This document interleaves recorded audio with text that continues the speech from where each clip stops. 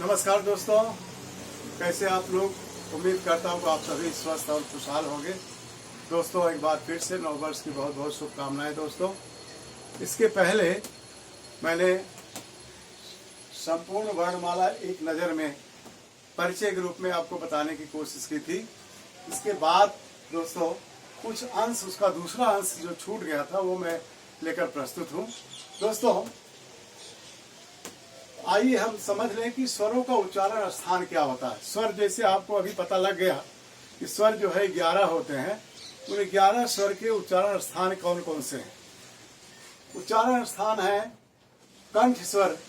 कंठ मतलब दोस्तों ध्यान देना, जो कुछ भी हम बोलते हैं तो मुख के बहुत सारे अवयव, जिसको गला बोलते हैं तो उसमें गला है और होंठ है, तालव्य है, जीभ को जो पार्ट टच करता है ऊपर तालव्य है, दांत है, जीवा है। तो ये तमाम सारे अवयव को जो स्पर्श करते हैं उसके आधार पर स्वरों का उच्चारण स्थान होता है। जैसे अभी देखो, कंठ से, कंठ मतलब गले से जो उच्चारण होता है अ और आ है। कौन सा अक्षर है? अ और आ। ध्यान देना, अ और आ। आप बोल के देखो, अ और आ जो है गले से उच्चारण होता है, कंठ स्वर है वो। और इसको दोस्तों थोड़ा शुद्ध तत्सम शब्दों का प्रयोग किया गया है व्याकरण में, उसका ध्यान रखना। कंठ मतलब गला होता है। इसके बाद है तालव्य। तालव्य होता है जो जीभ का ऊपरी भाग होता है, एकदम जीभ का ऊपरी भाग, उसको तालव्य बोलते हैं। उसको जैसे ई और ई, ध्यान देना, ई और ई अगर बोलते हैं तो ज्यादा बल कहाँ पड़ रहा है? ध्यान देना, ज्यादा बल पड़ रहा है जीभ के ऊपरी वाला जो भाग है, ऊपर का बल ज्यादा जोर दे रहा है, इसलिए ये तालव्य हो गया। ध्यान देना। ओष्ठ स्वर, ओष्ठ स्वर है मतलब जो होठों के दोनों जो लिप्स होते हैं, लिप्स के दोनों पार्ट है, उसको छूने वाला। जैसे बोल के मैं दिखाता हूँ, ऊ और ऊ। आप भी बोल के देखो, ऊ बोलते हैं तो हमारे होठ जो है दोनों गोले हो जाते हैं, गोले आकार के हो जाते हैं। तो ये ओठ से बोले जाने वाले शब्द हैं ओष्ठ, जिसको संस्कृत में ओष्ठ बोलते हैं। ओष्ठ में ऊ और ऊ हो गए।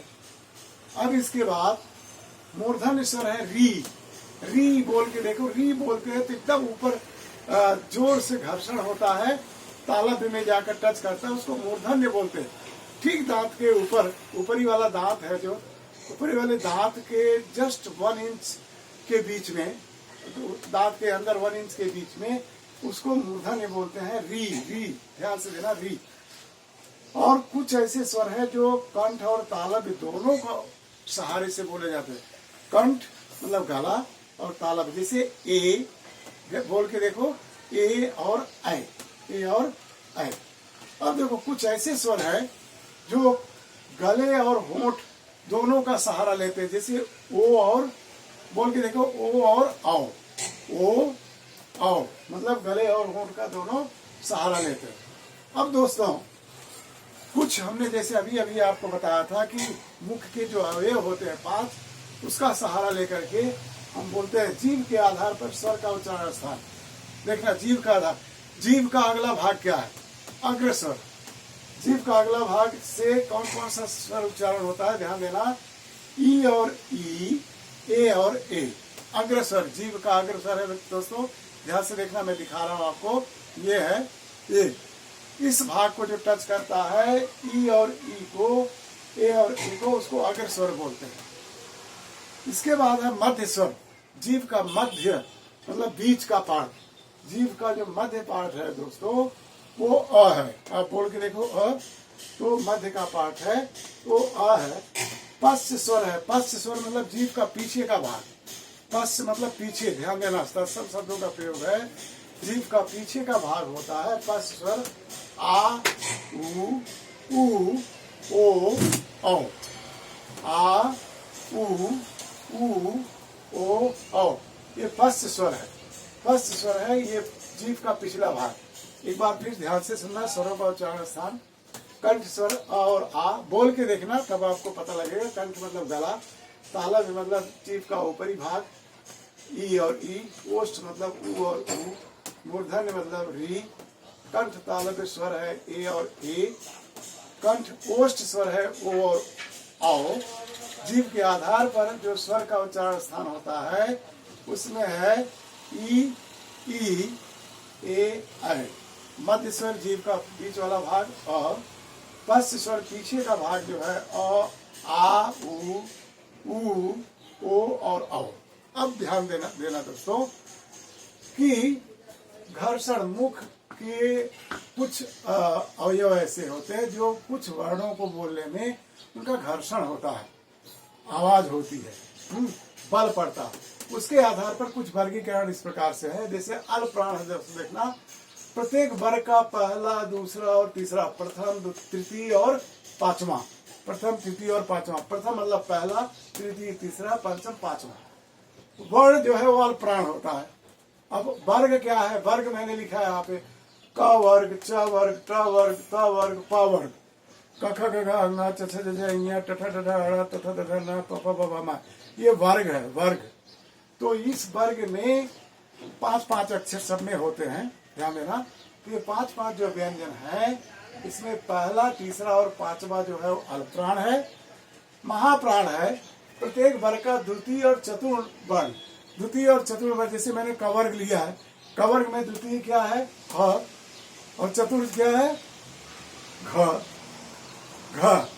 ऐसे आप चवर्ग का ले सकते हो, चवर्ग में छ और झ। अब ध्यान बोल के देखना। तो महाप्राण मतलब महाप्राण मीन्स होता है ज्यादा वायु, प्राण वायु निकलना। अल्प प्राण मीन्स कम प्राण वायु निकलना। अघोष, अघोष मतलब ऐसा वर्ण जिसमें आवाज ना हो। अघोष, घोष मतलब आवाज, जिसमें आवाज ना हो। जैसे इसमें क ख, प्रत्येक वर्ग का पहला और दूसरा वर्ण क और ख। और जैसे चवर्ग में च और छ, टवर्ग में ट और ठ, लाइक दैट। सघोष में प्रत्येक वर्ग का तीसरा, चौथा और पांचवा। सघोष मतलब आवाज करने वाला, ग, घ और अंगा, तीसरा और चौथा। तो आवाज करने वाला। मैं आपको जो बता रहा हूँ उसको अगर ध्यान से आप नोट कर लो। अल्प प्राण मतलब कम वायु निकलना, हवा निकलना मुंह से। महाप्राण मीन्स ज्यादा हवा का प्रयोग होना। अघोष मतलब कम आवाज आना, एकदम आवाज ही नहीं आना, हाँ, वाइब्रेशन जिसको बोलते हैं। सघोष मीन्स ज्यादा वाइब्रेशन होना, ज्यादा आवाज आना। ये हो गया। अब अंतस्थ व्यंजन क्या है? य र ल व बोल के देखो। य र ल व मतलब ये वर्ण जो है हमारे मुंह के अंदर ही बोले जाते हैं। य र ल व, हाँ, इसमें ये अंतस्थ व्यंजन है, मुख के अंदर स्थित होने वाला। अंतः मतलब होता है मुख के अंदर, अंतः अंदर, स्थ मतलब स्थित, मुख के अंदर स्थित होने वाला शब्द है य र ल व, जिसको अल्प प्राण बोलते हैं। कम मतलब प्राण वायु खर्च होता है और सघोष होता है, ज्यादा घर्षण होता है। अर्ध स्वर क्या है? अर्ध स्वर य व, ये आधे स्वर के अंतर्गत आते हैं। य व अर्ध स्वर। पार्श्विक व्यंजन क्या? पार्श्विक मतलब पीछे बोलने जा रहे। ल, ल बोल के देखो जरा। ल, ल मतलब आपका जीव जो है ऊपर मूर्धन्य को टच कर रहा है। ल। तो आगे लुंठित व्यंजन। लुंठित व्यंजन में ध्यान देना, र आता है। लुंठित व्यंजन में क्या है? र। र आप बोल के देखो। लुंठित, र बोलते समय आपकी जीभ जो है वो लुढ़क जाती है। र ऐसा लुढ़क जाती है, र हो गया लुंठित। उष्म और संघर्षी व्यंजन मतलब ज्यादा आवाज करना, ज्यादा वाइब्रेशन करना। स, ख, स, ह, देखो बोल के देखो। स, ख, स, ह, ज्यादा संघर्ष करना, ज्यादा वाइब्रेशन देना। और महाप्राण में, इसमें महाप्राण है स, ख, स। अघोष और अघोष भी है ये, है, कम आवाज निकलना। और ह जो शब्द है इसमें ह सघोष है, सघोष है और महाप्राण है। संयुक्त व्यंजन में छ, त्रंग, ज्ञ और श्र। श्रवण का श्र, ज्ञ का जैसे यज्ञ बोलते हैं ज्ञ, त्र में क्षत्रिय बोलते होते, तो छ और त्र दोनों का प्रयोग हो जाता है। इस तरीके से संपूर्ण एक नजर में ये चीज जो मैंने आपको इसके पहले की वीडियो में बताई, अभी बताई, ये संपूर्ण चीजें 2 ही वीडियो में आपको मैंने इसको को संपन्न किया, जो कि कम से कम 7-8 पेज में आपको ग्रामर पढ़ने पड़ते और अंडरलाइन करने पड़ते, टिक करने पड़ते। इसके बाद आपको समझ में आते कि नहीं आते, वो खुदा जानता। लेकिन यहाँ पर मैं आपको पूरा शॉर्ट में, समरी में आपको सारी चीजें मैंने बता दी हैं। एक नज़र में वर्णमाला। दोस्तों, मुझे खूब विश्वास है कि आपको ये समझ में आ गया होगा। आपको ये लाइक जरूर आया होगा। अगर इसको लाइक जरूर करें और दोस्तों के बीच में, अपने रिश्तेदारों के बीच में शेयर भी करें दोस्तों। और कभी भी इसको सब्सक्राइब करना ना भूलें। सब्सक्राइब करेंगे तो इसके पहले मैंने जितने व्याकरण पढ़ाए हैं और आगे जो पढ़ाने का मैंने संकल्प लिया है, सब कुछ आपको एक नज़र में देखने को मिल जाएगा और समझने को मिल जाएगा। दोस्तों, इस हमारे साथ वीडियो में बने रहने के लिए बहुत बहुत धन्यवाद, बहुत बहुत शुक्रिया दोस्तों।